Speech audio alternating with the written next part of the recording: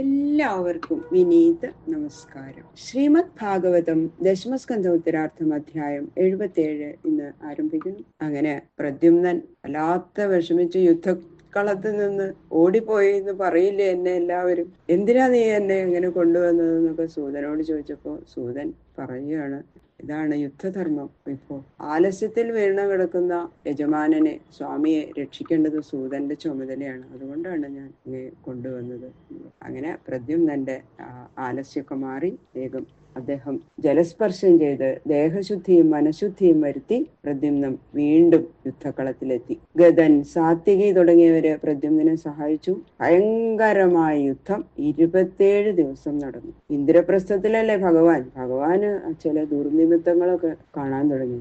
എന്തോ ദ്വാരകയിൽ ആപത്ത് നടക്കുന്നുണ്ടെന്ന് ഊഹിച്ച് ഉടനെ അവരോടെല്ലാവരും പറഞ്ഞു, ഞാൻ ദ്വാരകയിലേക്ക് പോവാണ്, പെട്ടെന്ന് എനിക്ക് പോകണം എന്ന് പറഞ്ഞ് ഭഗവാൻ അവിടുന്ന് ദ്വാരകയിൽ എത്തിയപ്പോഴാണ് വിചാരിച്ചതുപോലെ തന്നെ ഭയങ്കര യുദ്ധം നടക്കുകയാണ്. ദാരുകം തെളിക്കുന്ന തേരിൽ കയറി ഭഗവാൻ ഉടനെ യുദ്ധക്കളത്തിലെത്തി. പ്രദ്യുമ്നാദികളുടെ യുദ്ധത്താൽ സൈന്യങ്ങൾ വളരെയധികം നഷ്ടപ്പെട്ട സാല്വൻ ഭഗവാനെ കണ്ടപ്പോ ഭയപ്പെട്ടു, പേടിയായി. സാലുവിന് ഭഗവാന്റെ നേരെ ദിവ്യാസ്ത്രങ്ങളും ഗദ, ശക്തി തുടങ്ങിയ ആയുധങ്ങൾ അങ്ങോട്ട് വർഷിച്ചു തുടങ്ങി. ലീലാമാനുഷധാരിയായ ഭഗവാൻ ചിലപ്പോ തോൽക്കണതായും ചിലപ്പോ ജയിക്കണതായിട്ടൊക്കെ അങ്ങോട്ട് അഭിനയിച്ചു. ഉടനെ ഒന്നും കൊന്നില്ല സാലുവിന്. അങ്ങനെ ഗതി മുട്ടിയ സാൽവൻ മായായുദ്ധങ്ങൾ അങ്ങോട്ട് തുടങ്ങി. മായ കൊണ്ട് വസുദേവൻ എന്ന് തോന്നിക്കുന്ന ഒരാളെ പിടിച്ചങ്ങോട്ട് കെട്ടിക്കൊണ്ടുവന്ന് ഭഗവാന്റെ മുമ്പിൽ നിർത്തി ഇങ്ങനെ പറഞ്ഞു, അല്ലയോ കൃഷ്ണ, അങ്ങയുടെ പിതാവിനെ ഞാനിതാ വെട്ടാൻ പോകുന്നു, അങ്ങ് ശക്തനാണെങ്കിൽ രക്ഷിച്ചോളൂ. ഇങ്ങനെ പറഞ്ഞ് സാൽവൻ വസുദേവന്റെ ശിരസ് വെട്ടി ഭൂമിയിലിട്ടു. ഇത് കണ്ട് ഭഗവാൻ എന്താ വേണ്ടതെന്ന് ആലോചിച്ചു. അഖണ്ഡ വിജ്ഞാന സ്വരൂപിയായ ഭഗവാനുണ്ട്, മായയുടെ ബാധ എല്ലാം സാൽവന്റെ മായയാണെന്ന് ഭഗവാൻ അറിയാലോ. അങ്ങനെ കൗമോദകി എന്ന സ്വന്തം ഗദ സാൽവന്റെ വിമാനത്തിൽ അങ്ങോട്ട് പ്രയോഗിച്ചു. ഗദാപ്രഹരത്താൽ സൗഭം എന്ന ആ ദിവ്യമായ വിമാനം പൊളിഞ്ഞ് കഷ്ണം കഷ്ണമായിട്ട് സമുദ്രത്തിൽ പതിച്ചു.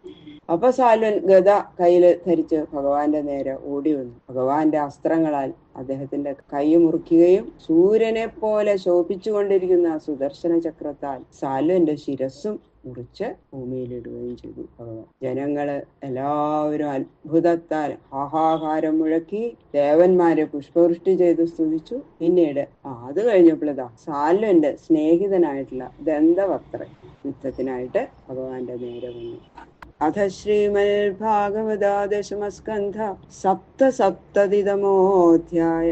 ഓം നമോ ഭഗവതേ വാസുദേവായ. കൃഷ്ണായ വാസുദേവായ ഹരയേ പരമാത്മനെ പ്രണതക്ലേശനാശായ ഗോവിന്ദായ നമോ നമഃ. നാരായണം നമസ്കൃത്യ നരം ചൈവ നരോത്തമം ദേവീം സരസ്വതീം വ്യാസം തതോ ജയമുദീരയേത്.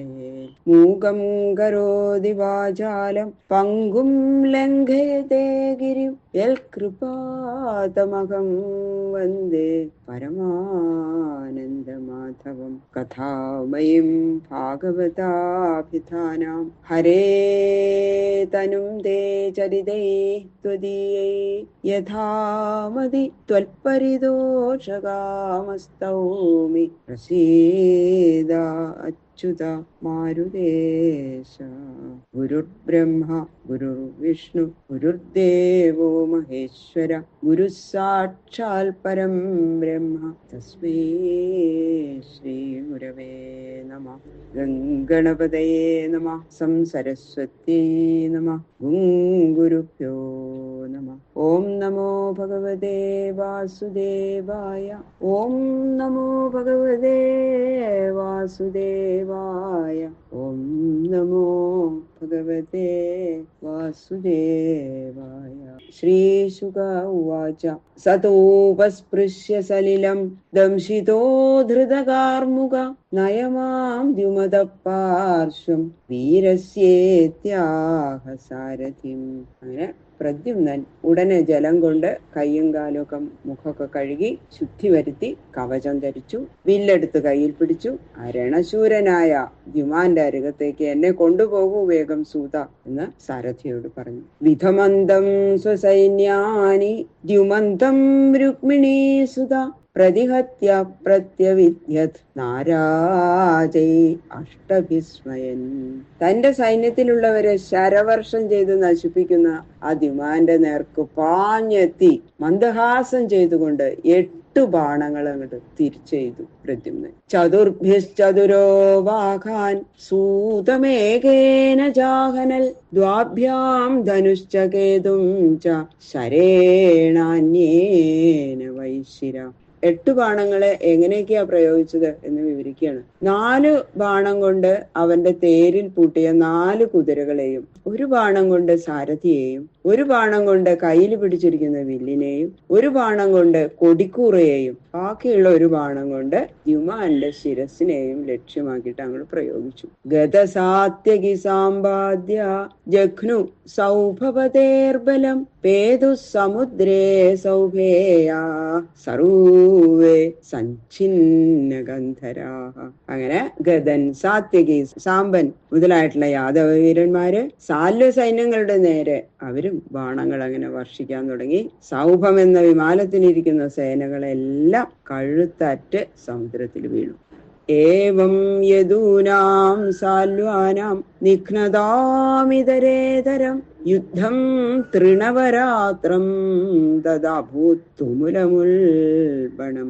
ഇങ്ങനെ അന്യോന്യം സംഹരിച്ചും കൊണ്ട് ഇടവിടാതെ യദുക്കളും സാല്വ സംഘക്കാരും ഭയങ്കരമായിട്ടുള്ള യുദ്ധം. അങ്ങനെ ഈ യുദ്ധം 27 ദിവസം നീണ്ടുനിന്നു.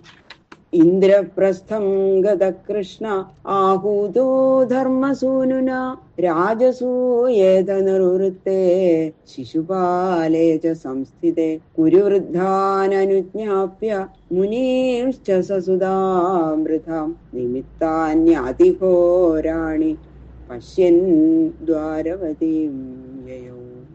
അങ്ങനെ യുധിഷ്ഠിരന്റെ പ്രാർത്ഥന അനുസരിച്ച് ഇന്ദ്രപ്രസ്ഥം പ്രാപിച്ച കൃഷ്ണൻ രാജസൂയം മുടക്കം കൂടാതെ നടന്നുല്ലോ. പിന്നെതാ ലോകകണ്ടകനായ ശിശുപാലനെയും വധിച്ചു. അങ്ങനെ അവിടെ ഇങ്ങനെ താമസിക്കുകയാണ് ഭഗവാൻ യുധിഷ്ഠിരന്റെ നിർബന്ധം കാരണം. അപ്പോഴാണ് അതിഭയങ്കരങ്ങളായ ചില ദുർലക്ഷണങ്ങൾ കണ്ടു ഭഗവാൻ. അപ്പൊ ഭഗവാൻ കുന്തി, പാണ്ഡവന്മാര്, പാഞ്ചാലി, സുഭദ്ര ഇവരോടും അവിടെയുള്ള മുനിശ്രേഷ്ഠന്മാരോടും ഒക്കെ കുരുവൃദ്ധന്മാരോടും യാത്ര പറഞ്ഞ് ദ്വാരകയിലേക്ക് പോയി ശ്രീകൃഷ്ണ ഭഗവാൻ. ആഹചാഹമിഹായാത ആര്യമിശ്രാഭിസംഗത രാജന്യാചൈദ്യഭക്ഷീയ ഊനം കന്യു പുരീം മമ. പൂജ്യനായ ജ്യേഷ്ഠനോടുകൂടി ഞാൻ ഇവിടെ വന്നിരിക്കുന്നു. ശിശുപാലവധം നിമിത്തം ക്രുദ്ധിച്ചിരിക്കുന്ന ശത്രുപക്ഷക്കാര് എന്റെ പുരിയായ ദ്വാരകയെ നശിപ്പിക്കും. ഭഗവാൻ വിചാരിക്കണം, ഞാനിപ്പോ ഇവിടെ ഏട്ടനോട് കൂടിയിട്ട് ഇവിടെ താമസിക്കുകയാണ് ഇന്ദ്രപ്രസ്ഥത്തില്. എന്റെ ആ ശത്രുപക്ഷക്കാര് എന്റെ പുരിയായിട്ടുള്ള ദ്വാരകയെ ഇപ്പൊ നശിപ്പിക്കും. ഈ ദുർനിമിത്തങ്ങള് എന്തോ അനിഷ്ടത്തെ സൂചിപ്പിക്കണം എന്ന് ഭഗവാൻ മനസ്സിൽ വിചാരിച്ച് വേഗം ദ്വാരകയിലേക്ക് പോവാണ്. അവിടെ എത്തിയപ്പോതാ അത് വിചാരിച്ച പോലെ തന്നെ സംഭവിച്ചിരിക്കണം.